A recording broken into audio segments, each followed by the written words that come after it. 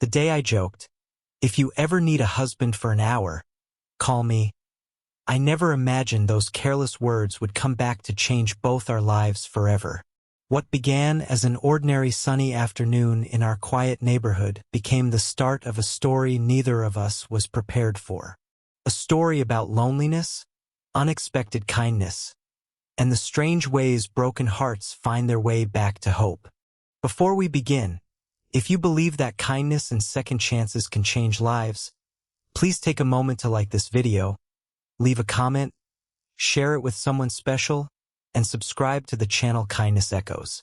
Your support helps these heartfelt stories reach more people around the world. I had lived on Willow Creek Lane for almost 4 years, and in all that time, my life had settled into a routine so predictable that I could measure my days by the sound of my coffee machine and the evening chirping of birds outside my porch.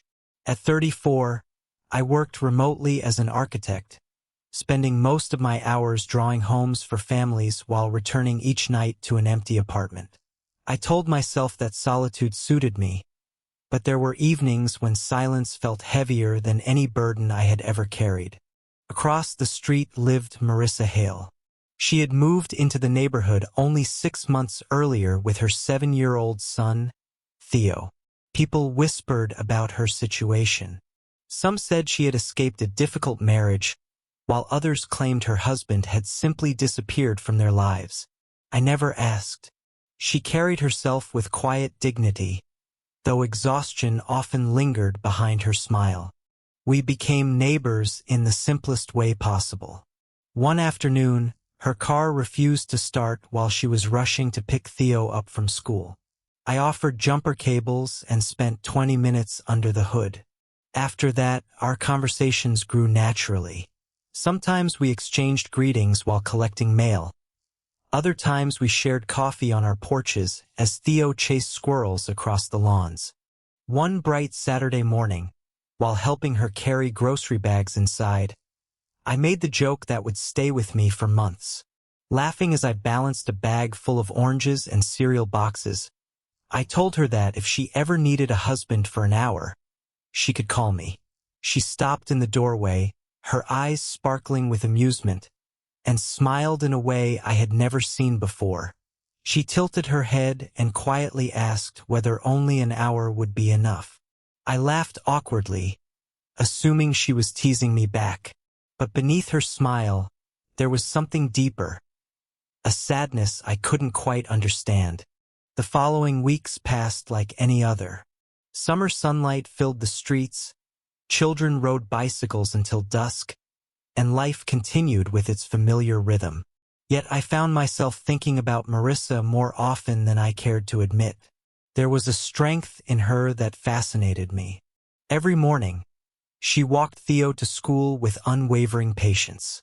Every evening, she returned home carrying groceries, laundry, and responsibilities that would have overwhelmed most people.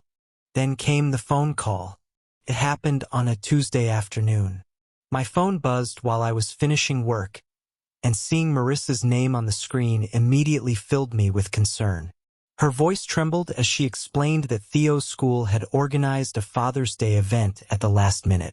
Parents were invited to spend the afternoon with their children, but Theo had locked himself in his room after hearing the announcement.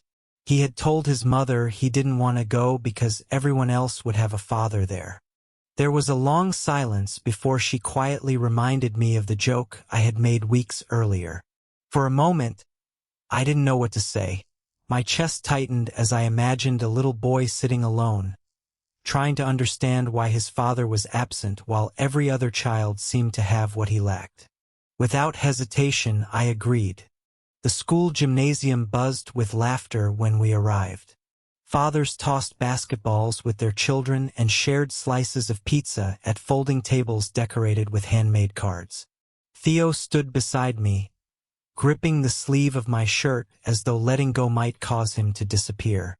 I had expected the afternoon to feel awkward, but something surprising happened.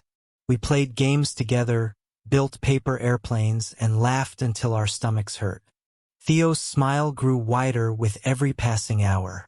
For the first time since I had met him, he looked completely carefree. But the moment that stayed with me came near the end of the event. The children had been asked to write short letters to their fathers or father figures. Theo handed me his paper with nervous hands.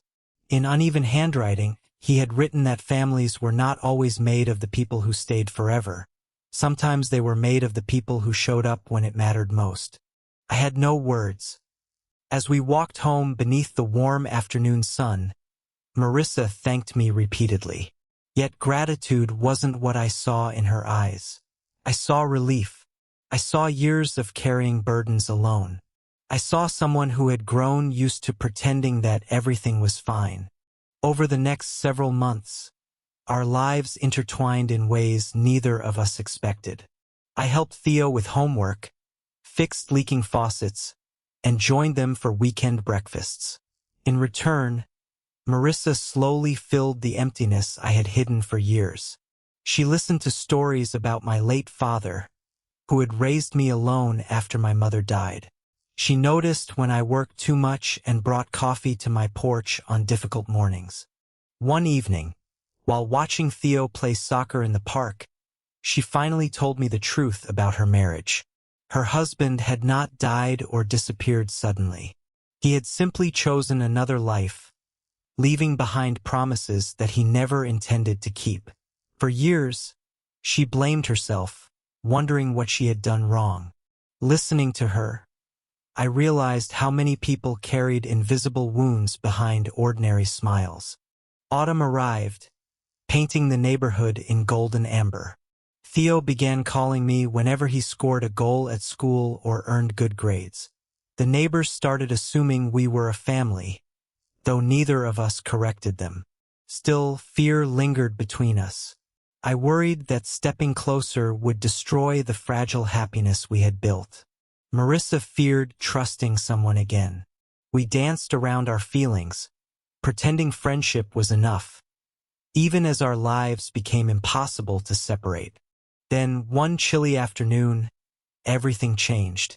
A severe storm swept through town while Theo was visiting a friend. The power failed, and strong winds tore branches from the trees. I rushed across the street to check on Marissa and found her sitting alone on the porch, wrapped in a blanket and staring into the darkness. Without speaking, I sat beside her. For a long time, neither of us said anything. Rain hammered the rooftops while distant thunder rolled across the sky. Finally, she looked at me with tears in her eyes and confessed that she had spent years believing she would always have to face life alone. And then she reminded me of the joke I had made months earlier.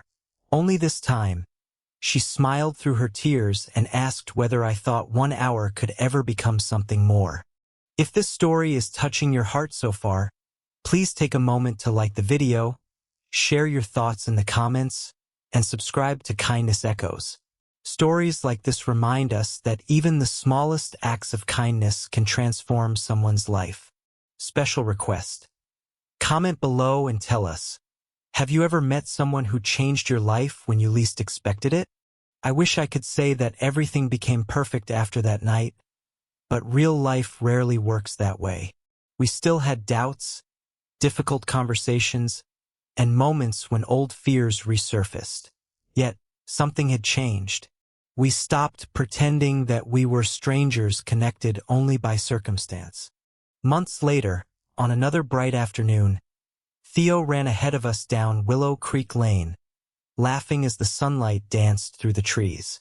Marissa slipped her hand into mine, and for the first time, neither of us pulled away.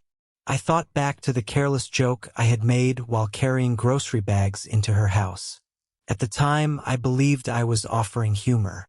What I had really offered was presence. A simple willingness to stand beside someone when life became too heavy to carry alone. And perhaps that is what love truly is. Not grand speeches or perfect timing. Not promises whispered beneath the stars. Sometimes, love begins with an ordinary neighbor, an unexpected phone call, and a single hour that quietly turns into forever. And if this story moved you, please leave a comment, Like the video, share it with someone you care about, and subscribe to Kindness Echoes. Because somewhere out there, someone may be waiting for a small act of kindness to change their entire world.